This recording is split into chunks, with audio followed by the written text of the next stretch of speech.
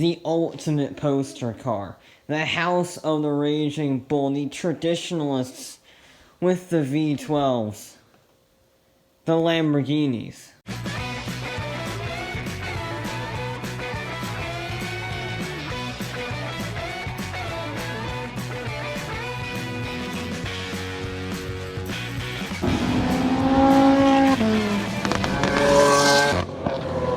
For those of you who do not know, Ferruccio Lamborghini was stupid rich because he was stupid good at building some tractors, okay?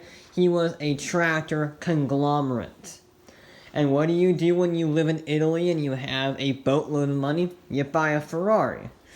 And, well, since Ferraris are racing cars for the road in order to finance a racing team, they are stupid fast, stupid uncomfortable, and they break down in 5 minutes.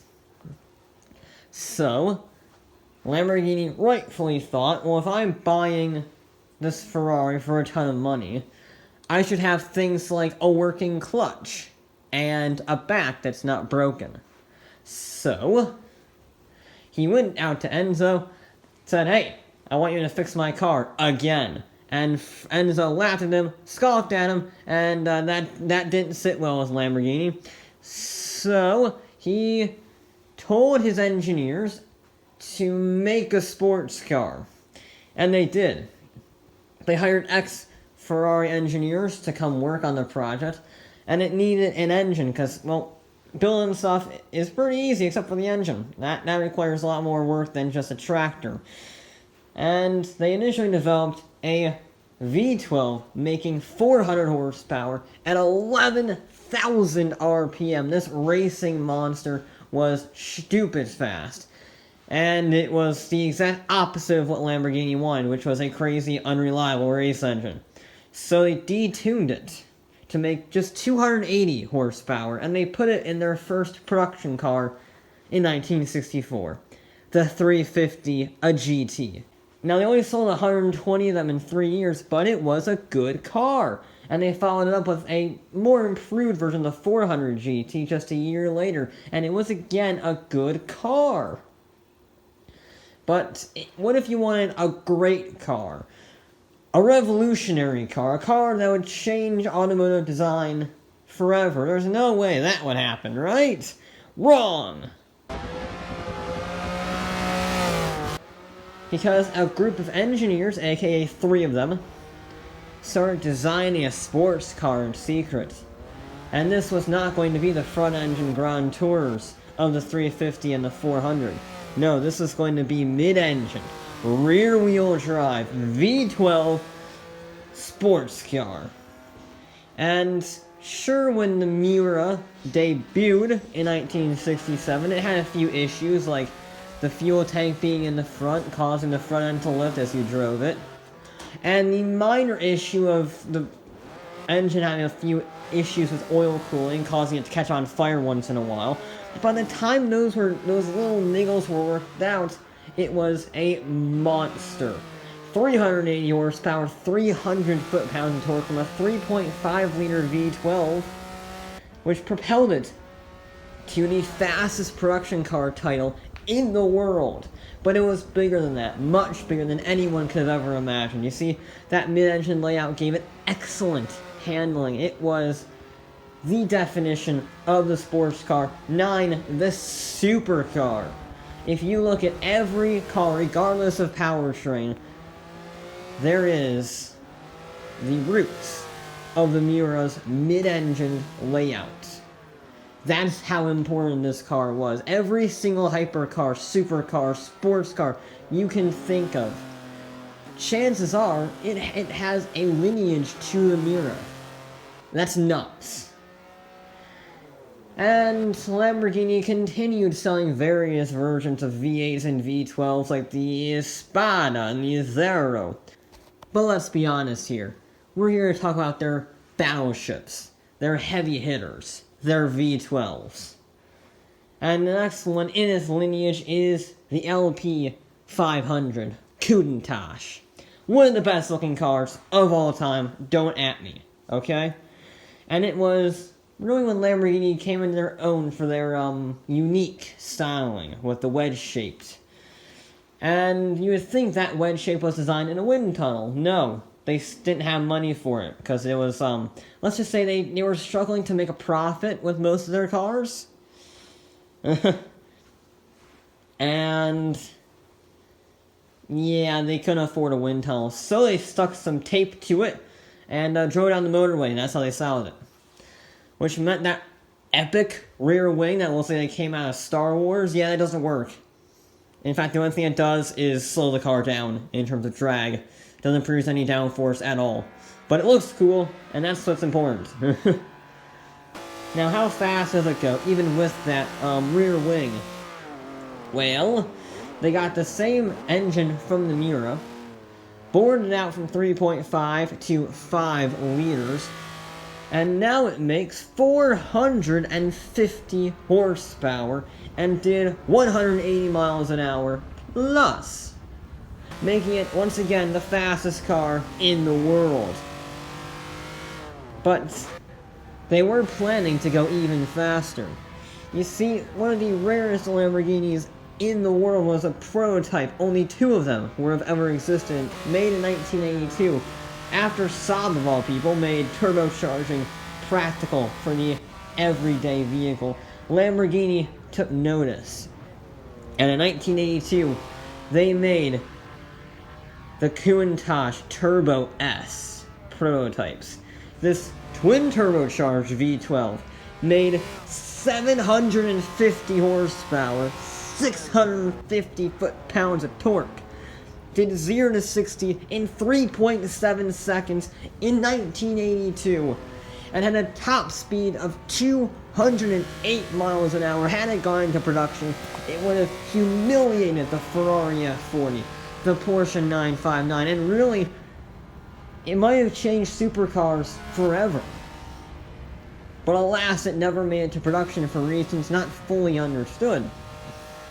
Now, let's say you're Lamborghini, and you look at the Countach 5-liter V12 and say, you know, that engine just isn't being used enough for its development costs. So, Lamborghini came up with a brilliant idea. They would take their Cheetah concept developed for the Army. Wait, what? Yeah. They had a military contract to develop an off-roader called the Cheetah. And it never went into fruition. But they made a working prototype, and that was used as the basis for their first production all-wheel drive car, or rather truck.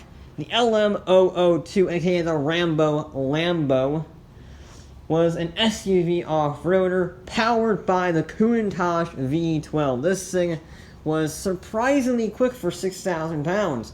It could beat most muscle cars in a drag race, and that's nothing saying much. I mean, think about how quick Lamborghini was. I mean, nowadays there are sport SUVs all over the world. Every company has them.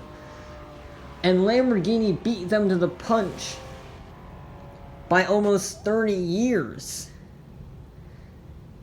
Unfortunately, beating people to the punch so early meant they didn't sell any, and they only sold about 250 before production prematurely ended. And I would like to add one point that as I was doing research for this, the fact that more people didn't buy this boggles the mind, because apparently, if you thought the Countach V12 wasn't enough for you, you could get a 7.2 liter V12 from a Class 1 powerboat as an option. You know, the crazy jet boat thingies that do like 200 miles an hour on water? You could put that in an SUV in 1986. I don't know how much cocaine they were doing when they thought of that idea, but that is brilliant. How did people not buy that? Lamborghini was in deep financial trouble. The LM002 wasn't selling very well, and the Countach appeal was starting to die off as newer cars came on the market, and Chrysler bought them out for just $25 million. Now that was one, very cheap, and two, it came with a Viper. Yeah, Lamborghini used their expertise to make a V10 engine out of the Ram 1500 and put it in a Viper. So there's that. But there was an even better thing to come out of that partnership. The Diablo. This was a more equipped Lamborghini than the previous. For instance, it had anti-lock brakes and electric windows and a bored-out Miura V12 making 485 horsepower, and was the first production Lamborghini to crack the 200-mile-an-hour barrier. And they produced this thing for a long time. By the end of its production run at the turn of the century, the Diablo VT was a now 6-liter V12 making 550 horsepower. But it wasn't enough to save the company, and they were bought out again by Volkswagen, which in turn created the Murcielago in 2002. With, guess what, the same 1967 V12 from the Miura, made to 6.5 liters with 572 horsepower, and that propelled the Murcielago to 205 horsepower, 205 miles an hour. And if you think 570 horsepower isn't enough, they updated in 06 to make 630 horsepower. And that meant 0 to 60 in 3 seconds flat. And when the SV came out, even with that rear wing, which I still don't think did anything, but it still looked cool, so I don't care, it still had a top speed of 211 miles an hour.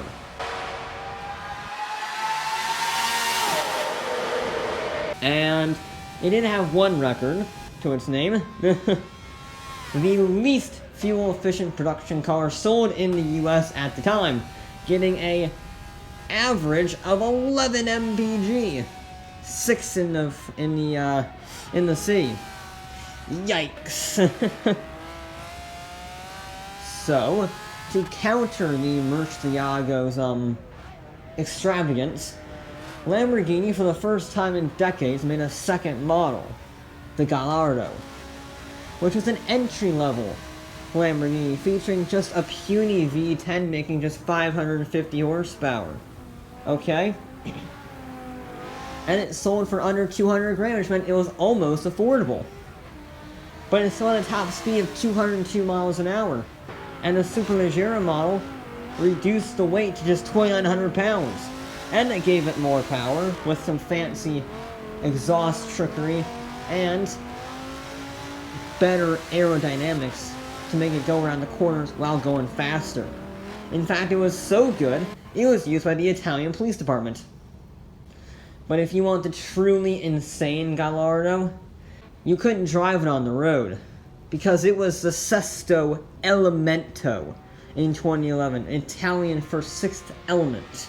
And if you know your chemistry, then the sixth element on the periodic table is carbon, because the Sesto Elemento uses carbon fiber on the suspension, the interior, the body, the drive shaft, and the chassis, and the seats, and a few other things I'm probably not pointing out right now. Well, I say seats. The seats were literally just pieces of foam bolted to the chassis, and they're like, it's a seat! But the result of all that dramatic weight shedding was a four-wheel drive system with a naturally aspirated V10 weighing just 2,200 pounds. And that meant 0 to 60 in 2.5 seconds, and absolutely biblical levels of grip in the corners. And how much did it cost for this excellence? $2.9 million. In 2011. Yikes. Now, say you were in 2011 and you don't quite have the money for the Sesto, but you don't want to be a plebe in the Lamborghini field with the Gallardo. Answer: the Aventador. Lamborghini made a new V12. It wasn't based off the 50-year-old Miura design. No. This 6.5-liter V12 now makes 700 horsepower, and it features a full four-wheel drive system, 0 to 60, 2.9 seconds, top speed of 230 miles an hour. It's got active aerodynamics, a full suspension system tuned by the Audi masters of engineering, and it looks like even more of a stealth fighter than the Murcielago. And if you want the truly insane Aventador, because let's be honest, like every Lamborghini model, there are a bajillion versions of these cars. There's the SV, there's the S, there's the Roadster, there's the convertible, it just goes on and on and on. You gotta get the SVJ, however, because that has 770 horsepower and features 40% more downforce than the original Aventador with that massive ALS rear wing. And to this day, as of recording this, it still has the Nürburgring lap record for a production car at 6 minutes and 44 seconds, only 30 seconds slower than a Group C Le Mans car. Damn. Now, while Lamborghini was fiddling their Aventador, they subtly discontinued the Gallardo. So how do you replace Lamborghini's most successful model? Simple. With the Huracan.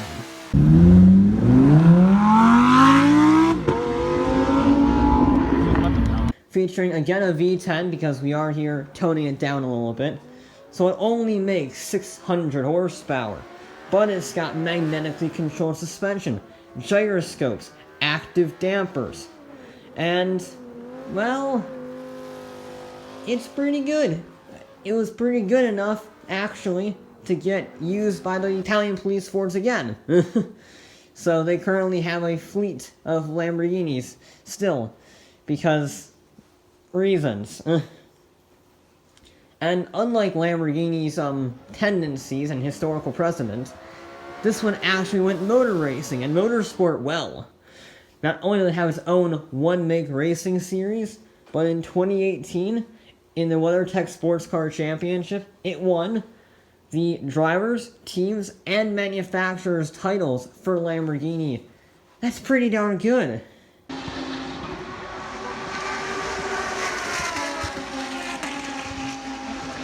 How do you top a kick-butt flagship Aventador, a super expensive carbon fiber glorious piece of engineering, and a super successful entry-level supercar? You make an SUV, what? Yes, Lamborghini has returned to their SUV roots with the Urus. It features a Porsche Panamera 4-liter V8 twin-turbocharged. It also has a Audi Q7 chassis and dashboard, and it has the suspension and axles from a Bentley Bentayga. So, I mean, it's a Lamborghini-ish. But regardless, it makes 641 horsepower to all four wheels, and does 0 to 60 in 3.7 seconds for an SUV with a top speed of 190. In case you're late to soccer practice on the Autobahn or somewhere. I don't know when you would ever use that in an SUV, but you can in the Lamborghini Urus. So, what's the future for the quote-unquote dinosaur of the automotive world? Well, they're going green-ish. With the Cayenne debuting next year, the first hybrid Lamborghini. It's based off of the Aventador. It's got the Aventador V12 in it, but it's combined with an electric motor making 800 horsepower, aka the most powerful production Lamborghini ever. It also features some more high-tech wizardry besides the superconductors and electric motor. You see, it's also got 3D printed parts and active cooling vanes to help keep that motor nice and cool. We don't know much more about it right now, but we know there's 63 going to be produced, and it's the stepping stone for their larger hybrid interests. Lamborghini, as I mentioned previously, is a bit of a dinosaur. They love to use massive V12s in an era of fuel efficiency and increased regulation. They love to use the brute power option, and have been universally known for being difficult and downright dangerous to drive. And yet, through all their mechanical breakdowns, malfunctioning equipment, and general terror behind the wheel, you still love a Lamborghini because of the noise, because of the looks, and because of the feeling you get. It is the epitome of the cool car in the world. They've been the poster car kings for 50 years, and I don't see that title going away anytime soon.